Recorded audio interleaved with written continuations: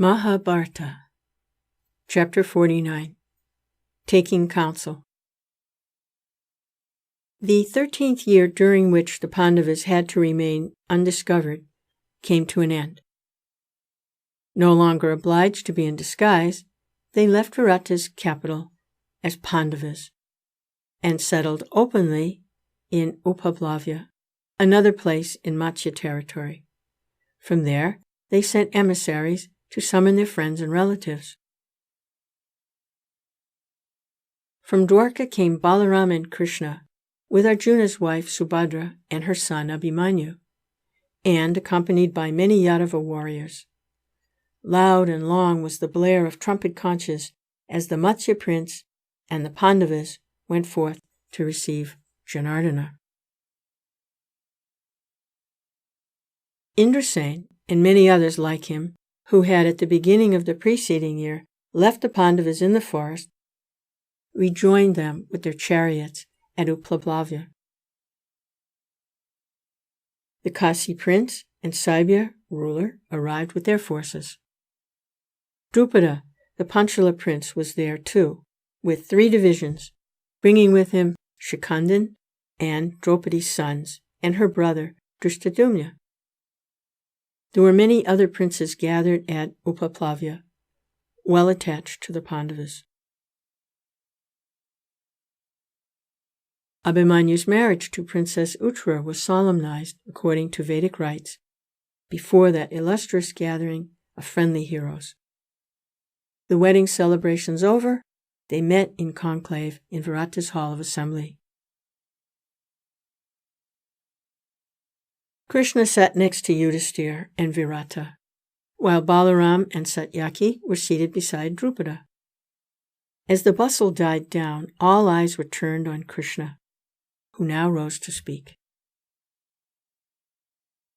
"You all know," said Krishna to the hushed assembly, "the story of the great deceit, how Yudhisthira was cheated at the game board and deprived of his kingdom and exiled with his brothers and Draupadi to the forest. For 13 years, the sons of Pandu have patiently borne their trouble in redemption of their pledged word. Ponder well and counsel a course which will be in consonance with Dharma and contribute to the glory and welfare of both Pandavas and Kauravas. For Dharmaputra desires nothing that he cannot justly claim. He wishes nothing but good even to the sons of Dhritarashtra, who deceived him and did him grievous wrong.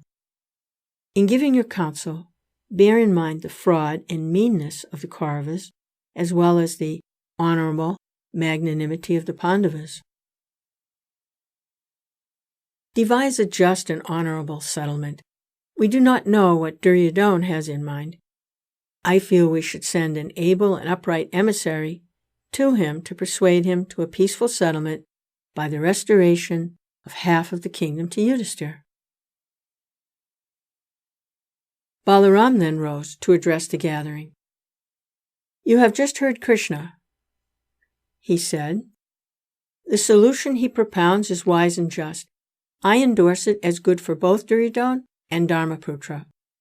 If Kunti's sons can get back their kingdom by a peaceful settlement, nothing could be better for them, the Kauravas, and for all concerned. Only then will there be happiness and peace in the land. Someone has to go to convey to Duryodhana Yudhisthira's wish for a peaceful settlement and bring an answer from him. A man who has the weight and the ability to bring about peace and good understanding." The envoy should get the cooperation of Bhishma, Dhritarashtra, Drona and Vidura, Kripa and Ashvatthama, and even of Karna and Sakuni if possible, and secure support for Kunti's sons. He should be one who, on no account, would give way to anger. Dharmaputra, with full knowledge of consequences, staked his kingdom and lost it, obstinately disregarding the reasoning of friends, fully aware that he was no match for the adept Sakuni. he yet played against him. He cannot now complain, but can only supplicate for his rights. A fit envoy would be one who is not a warmonger, but is dead set, in spite of every difficulty, on achieving a peaceful settlement. Princes, I desire you to approach Duryodhana tactfully and make peace with him. Let us avoid an armed conflict by all the means in our power. Only that which accrues in peace is worthwhile. Out of war, nothing but wrong can issue. Balaram's position was that Yudhisthira knew what he was doing when he gambled away his kingdom, and could not now claim it as of right. The fulfillment of the conditions of exile could only give the Pandavas their personal freedom and not their kingdom. That is to say, they need not serve another term of exile in the forest, but it gave them no right to the return of their kingdom. Dharmaputra could only supplicate for the return of what he had lost and not claim it as of right. Balaram did not relish an armed conflict among scions of the same family, and rightly held that war would lead only to disaster. The poet puts an eternal truth in Balaram's mouth. Satyaki, the Yadava warrior who heard Balaram speak thus, could not contain himself. He rose in anger and spoke indignantly. Balaram's words do not strike me as in the least degree just. One can, if skillful enough, make out a plausible plea for any case, but not all the skill in the world can convert wrong into right or injustice into justice. I must protest against Balaram's stand, which fills me with disgust.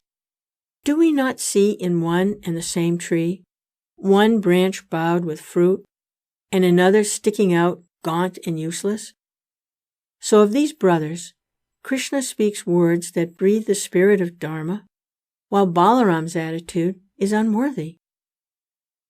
And if you grant what cannot be doubted, that the Kauravas cheated Yudhisthira of his share of the kingdom, why then allowing them to keep it is as unjust as confirming a thief in the possession of his booty? Anyone who finds fault with Dharmaputra does so in cowardly fear of Duryodhana, not for any sound reason. O princes, forgive my harsh speech. Not of his own volition, but because the Kauravas pressed and invited him to do so, did the novice and unwilling Dharmaputra play with a dishonest gambler that game so fraught with disaster. Why should he bow and supplicate before Duryodhana, now that he has fulfilled his pledges? Yudhisthira is not a mendicant, and need not beg. He has kept his word, and so have his brothers 12 years in exile in the forest, and 12 months thereafter in disguise, according to their pledge. And yet Duryodhana and his associates most shamelessly and dishonestly question the performance. I shall defeat these impudent villains in battle, and they shall either seek Yudhisthira's pardon or meet their doom. How can a righteous war be wrong in any case? There is no sin in slaying enemies who take up arms and fight. To supplicate before the enemy is to incur disgrace. If Duryodhana desires war, he can have it, and we shall be quite ready for it. Let there be no delay, and let us get on with the preparations.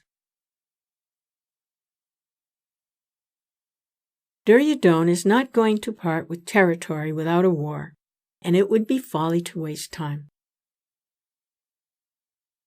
Drupada's heart was gladdened by Satyaki's resolute words.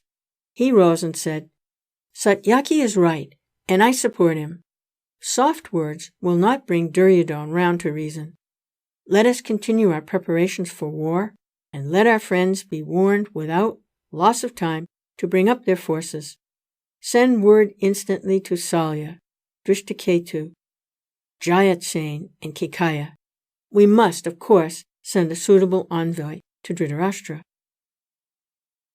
The learned Brahmin who conducts the religious ceremonies in my court can be sent to Hastinapur, with confidence. Instruct him well as to what he should say to Duryodhana and how he should convey the message to Bhishma, Dhritarashtra, and Dronacharya. When Drupada concluded, Vasudeva, Krishna, the son of Vasudeva, rose and addressing Drupada said, "What you suggest is practicable and also conforms to the kingly code. Baladeva and I are bound to the Kauravas and the Pandavas with equal ties of affection. We came here for Princess Uttara's wedding and will return now to our city. Great are you among the princes of the land, alike in age and wisdom, and entitled to advise us all. Dhritarashtra too holds you, his boyhood friends, in high esteem, like Drona and Kripa. It is therefore only right that you should instruct the Brahmin envoy on his mission of peace. If he fails to persuade Duryodhana out of his error, prepare for the inevitable conflict, my friends, and send word to us." The conference ended, and Krishna left for Dwarka with his people. The Pandavas and their allies went on with their preparations. Messengers went forth to all the friendly princes who got busy and mobilized their respective armies. Meanwhile, Duryodhana and his brothers were not idle.